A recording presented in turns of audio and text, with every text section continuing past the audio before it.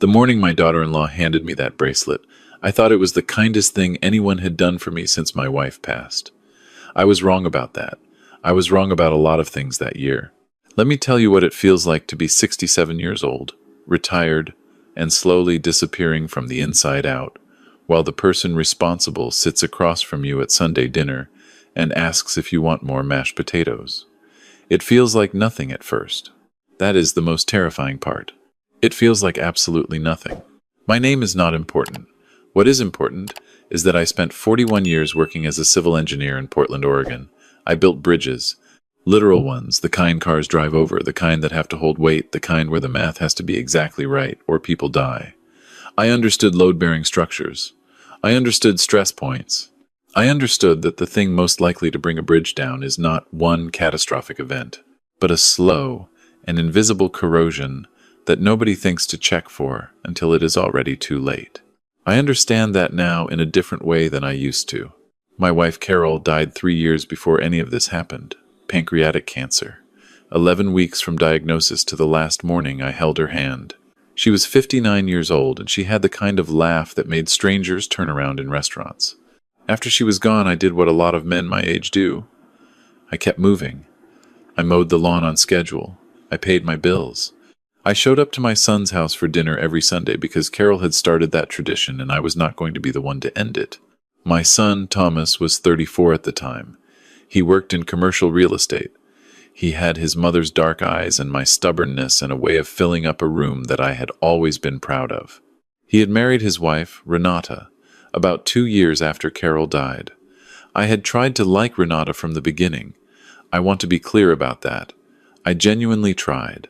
She was polished in a way that made me uncomfortable, the kind of polish that takes effort, that is performed rather than natural. She smiled at the right moments and said the right things and remembered to ask about my old colleagues by name. Thomas was devoted to her in a way that sometimes looked less like love and more like relief, like a man who had found the answer to a question he had been too afraid to ask out loud. They had been married about 14 months when she gave me the bracelet. It was a Sunday in October. The leaves outside their window were doing the thing they do in the Pacific Northwest, turning that particular shade of orange that looks almost too beautiful to be real. We had finished dinner. Thomas had gone to the kitchen to get dessert. Renata reached into the side pocket of her bag, which was sitting on the chair beside her, and she brought out a small velvet box. "I found this at an estate sale," she said. "I know how much you loved old things. It reminded me of something a man with your history would wear." Inside the box was a bracelet, dark braided leather with a wide flat clasp made of some kind of dark metal, almost pewter-colored, with a simple geometric pattern pressed into the surface. It looked old. It looked like something a man might have brought back from somewhere interesting a long time ago. "It's beautiful," I said.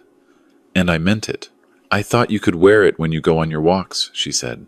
"Carol always said you needed to accessorize more." She laughed when she said it.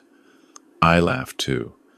It hurt in the specific way things hurt when someone invokes the name of a person you loved and you cannot tell whether they are being kind or strategic. Thomas came back with the cobbler. I put the bracelet on. It fit perfectly on my left wrist, just above where I usually wore my watch. I kept wearing it after I went home that night. I kept wearing it the next morning when I went on my walk along the river path.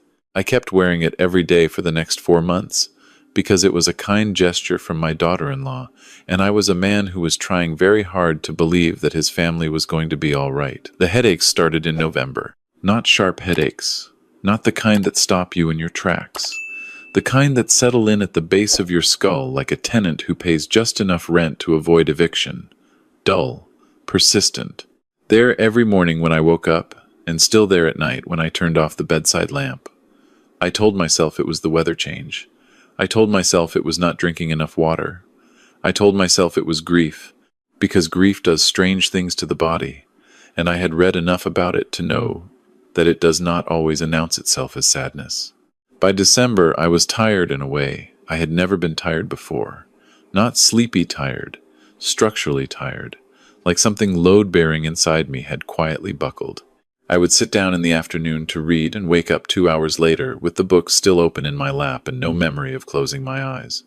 I started skipping my river walks because my legs felt strange, not painful, exactly, but unreliable, like ground that looks solid but shifts when you put weight on it. I made an appointment with my doctor in January.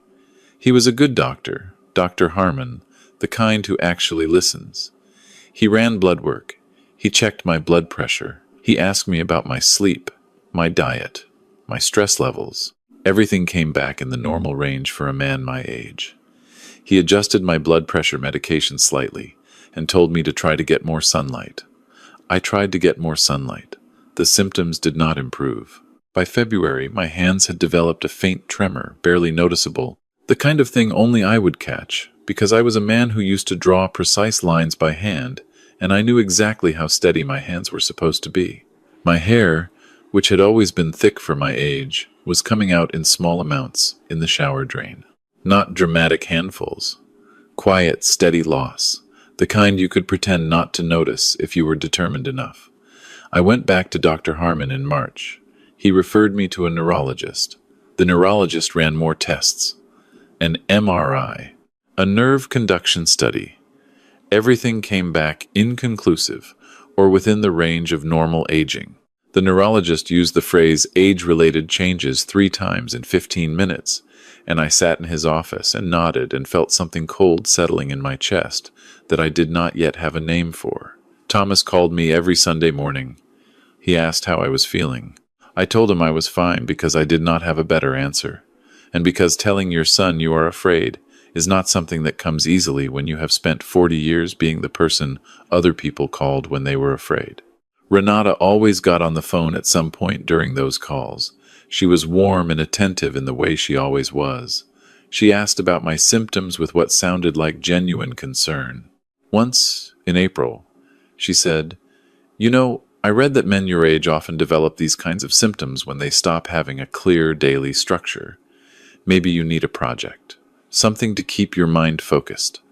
I told her that was a good point. I thought about it for several days afterward. It seemed reasonable. It seemed kind. I was still wearing the bracelet. My daughter Patricia lived in Tucson. She was 31, 4 years younger than Thomas, and she had her mother's instincts, that particular kind of intelligence that operates on pattern recognition rather than linear logic, that notices the thing you are not saying louder than the thing you are. She called me every week, too, on Thursday evenings. In April, she started calling more frequently. She said she could hear something in my voice. "Dad, you sound far away," she said one Thursday. Not just tired, far away. I told her I was fine. She flew up in May without telling me she was coming. I opened the door and she was standing on my porch with a rolling suitcase, and the expression her mother used to make when she had decided something was going to happen and was not interested in discussing it. "I'm staying for 2 weeks," she said. I did not argue. Truthfully, I was relieved in a way I could not have admitted out loud. She noticed the bracelet on the second day. We were sitting in the kitchen having coffee, and she reached across the table and touched the clasp. "Where did this come from?" she asked. I told her. "Renata. Estate sale. October. A kind gesture." Patricia looked at it for a long moment without saying anything. She turned my wrist over gently and looked at the underside of my forearm, just below where the clasp rested.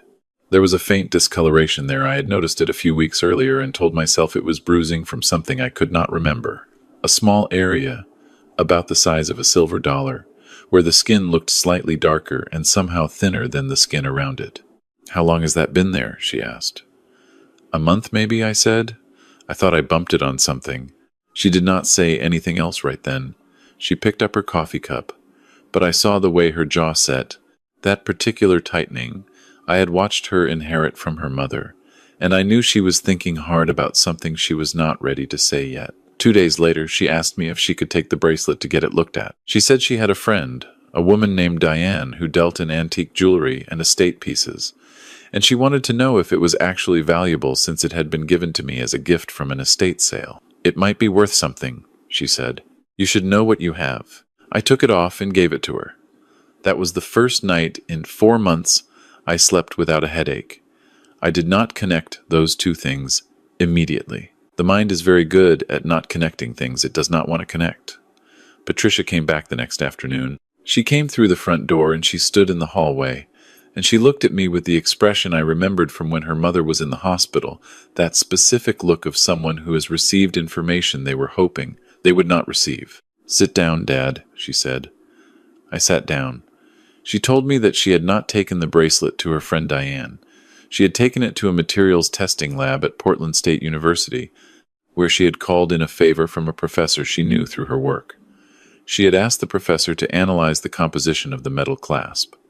The clasp contained thallium, a compound of it embedded in the metal in a way that was designed to release slowly through skin contact. She used a phrase I had to ask her to repeat. Something about ion transfer and perspiration and surface area and prolonged exposure. The professor had been alarmed enough to document everything and had asked if she intended to contact authorities. I sat with that for a long time. Thallium. I knew the word from toxicology reports I had encountered peripherally over the years in engineering safety contexts. A heavy metal, colorless, odorless, tasteless, historically used in rat poison. Absorbed through the skin. Symptoms that mimic neurological disorders, autoimmune conditions, the general deterioration of aging, headaches, fatigue, tremors, hair loss. Notoriously difficult to detect in standard blood work because most physicians do not think to test for it unless they already suspect poisoning. Most physicians do not think to test for it. I understood then why every test had come back normal. Nobody had been testing for the right thing because nobody had imagined the right question. I want to tell you what that realization feels like. I want to describe it accurately because I think it is important to be accurate about things that matter. It does not feel like anger at first. It feels like a physical sensation, something structural, like the moment an engineer realizes the calculation was wrong from the beginning and the bridge was never actually safe. Everything looks the same. Nothing has visibly changed. But the ground is different underneath you, and you know it, and you cannot unknow it. The bracelet had been on my wrist since October. It was now May. 7 months. I thought about the Sunday dinners. I thought about the phone calls. I thought about Renata handing me that velvet box with Carol's name in her mouth, and that carefully calibrated smile. I thought about the referrals, and the inconclusive tests, and the neurologist saying, age-related changes, and me nodding, always nodding, because I was a reasonable man who trusted institutions and data, and the people who were supposed to love me. I thought about my will, which Thomas and Patricia each knew the contents of, which left the house and the majority of my savings to be split equally between them. I thought about a conversation I had not thought about in months, a comment Thomas had made last fall, casual, over dinner, about how he and Renata had found a house they loved, but the financing was complicated. How he had said, almost as an aside, that things would be simpler eventually. I had not understood what he meant at the time. I understood it now. Patricia wanted to call the police immediately. We sat at my kitchen table for 3 hours that evening, and I asked her to give me time to think.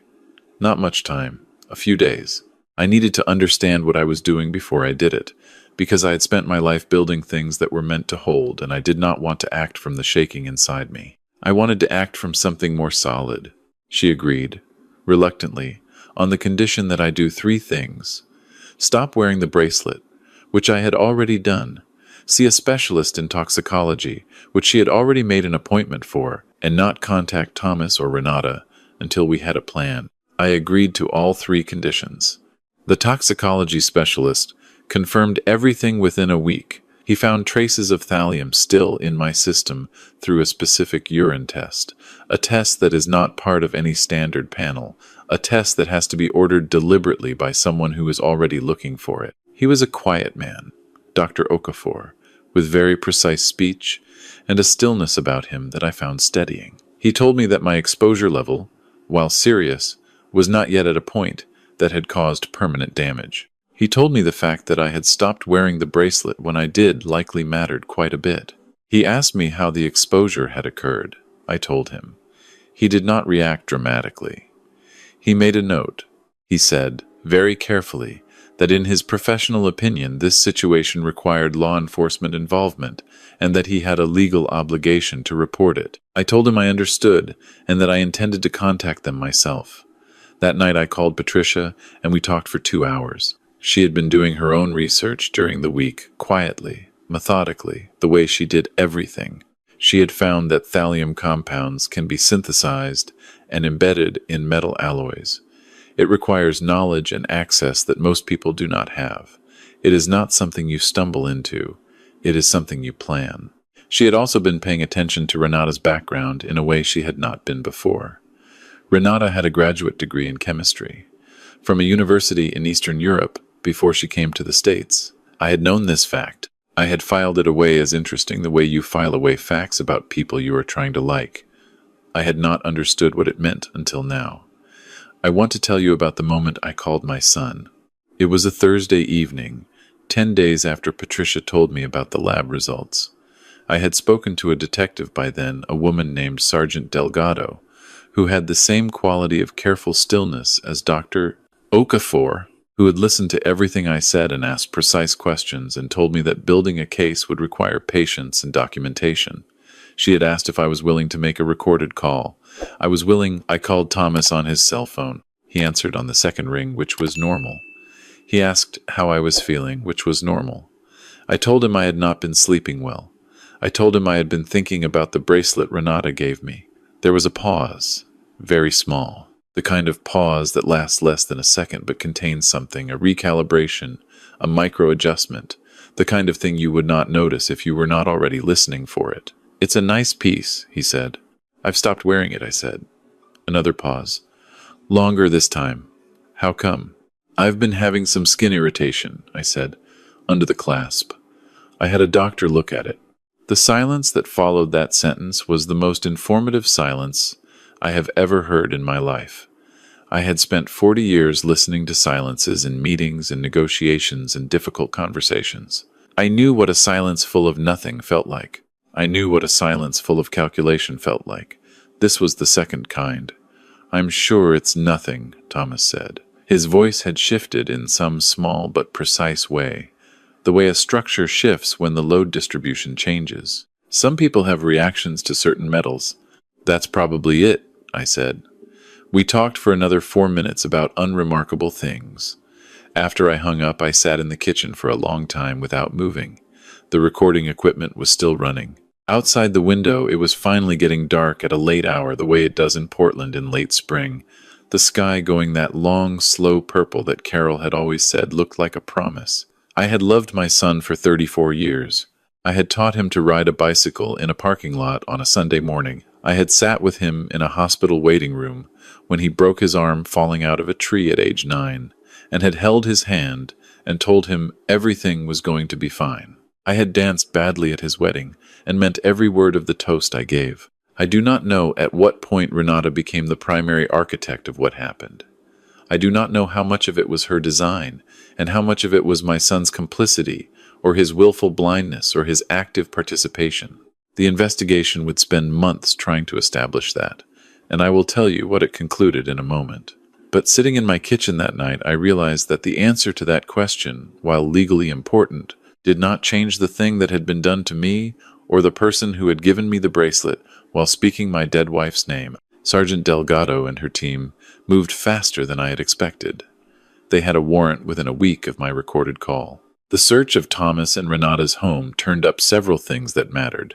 A notebook in Renata's handwriting that contained what was later described in court documents as research notes on thallium dosing and absorption rates, correspondence between Renata and a contact overseas that referenced the bracelet specifically, and financial records that showed they were significantly in debt, the kind of debt that a house and a career in real estate and a lifestyle built on appearance creates when the underlying structure is not as solid as it looks.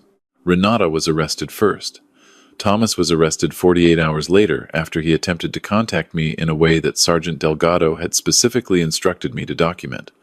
He called on a Saturday morning. He told me he needed to talk to me. He said things had gotten complicated, and he needed me to understand. He said, and I want to remember this accurately, because I have thought about it many times, since he said, "Dad, I never wanted it to go this far." She said it would just make you seem older. She said you would decide on your own to make things simpler. He said she told him it would just make me seem older. I did not say anything for a long moment. Then I said, "I know, Thomas." That was all. Sergeant Delgado had everything she needed. The trial took 11 months. The courtroom was not dramatic in the way people imagine courtrooms to be dramatic. It was procedural and precise and exhausting. Patricia sat beside me every day she could get away from Tucson. She had taken to holding my hand during the difficult parts, which was something she had not done since she was a child, and I found that I was grateful for it in a way I did not have the words for. The jury deliberated for 3 days. Renata was convicted of aggravated assault and attempted murder in the first degree. She was sentenced to 22 years. Her attorney had argued that the thallium levels were not high enough to constitute an attempt on my life, that the intent had only been to incapacitate and manipulate. The prosecutor argued, successfully, that a chemistry graduate who researches dosing rates and embeds a heavy metal compound in a piece of jewelry, worn daily against the skin for 7 months, has made her intent sufficiently clear. Thomas was convicted of conspiracy and complicity. He was sentenced to 9 years. His attorney argued that he had not known the full scope of what Renata was doing. The prosecution introduced the financial records and the phone logs in a series of text messages that made that argument difficult to sustain. The jury spent considerably less time on Thomas than they did on Renata. I sat in that courtroom and watched my son receive his sentence, and I thought about the parking lot on a Sunday morning and his 9-year-old hand in mine, and I let myself feel all of it at once, because I believed that not feeling it would have cost me something I could not afford to lose. I want to tell you something about the months after the verdict. People asked me often whether I was angry. I want to be honest about that. I was angry in a way that felt geological deep, slow, the kind of anger that does not express itself as shouting, but as a fundamental shift in how you understand the ground you're standing on. I was angry at Renata for obvious reasons. I was angry at Thomas in a different way, a way that is harder to describe, the anger of a person who realizes that the love they gave was not returned in the form they thought, that the bridge they thought they had built was never carrying the weight they believed it was. But I also want to tell you something that is harder to say, and that I think matters more. I did not let the anger become the whole of what I was. That is not a small thing. It is actually the hardest engineering problem I have ever worked on. How do you remain structurally sound after the kind of damage that should, by rights, bring you down? How do you continue to hold weight? Dr. Okafor told me that my full recovery was possible and likely. My hair has come back. The tremor in my hands is gone. I still walk along the river path most mornings, and the legs that felt unreliable under me have become reliable again. Patricia calls me every Thursday evening, as she always has, and now on Tuesday mornings too, which started during the trial, and which neither of us has suggested stopping. She planted a garden in my backyard during one of her visits, tomatoes and zucchini, and a row of marigolds that her mother would have approved of. I maintain it with more attention than I have given anything in years. I have not spoken to Thomas since the sentencing. That may change. I have not decided. What I know is that the question of forgiveness is not the same as the question of contact, and I am taking my time with both of them, because I am 68 years old, and I have earned the right to take my time. What I want you to take from this, if you take anything at all, is this. The thing that saved my life was not dramatic. It was not a confrontation or a revelation or a moment of cinematic clarity. It was my daughter noticing that I sounded far away. It was a woman with a rolling suitcase showing up on my porch because she had decided something was going to happen and was not interested in discussing it. It was a Thursday evening phone call that had been happening every week for years because someone who loved me had decided that consistent presence was worth the effort. Pay attention to who shows up consistently. Pay attention to the people who listen to what you are not saying. Pay attention to gifts from people whose kindness has always had a slight performance quality to it. And if your hands are not as steady as they used to be, and the doctors keep telling you it is just your age, and something in you does not believe them, trust that something. You built things for a long time. You know what solid feels like. You know when the math is off. Trust that. I am still here. I am walking along the river most mornings. The leaves are doing the thing they do in October again, that orange that looks almost too beautiful to be real. Carol would have said something about it that I would have written down if I had known I would want to remember it later. I remember it anyway. That is the thing about love that tries to take something from you. It cannot take what was already part of how you were built. I am still here.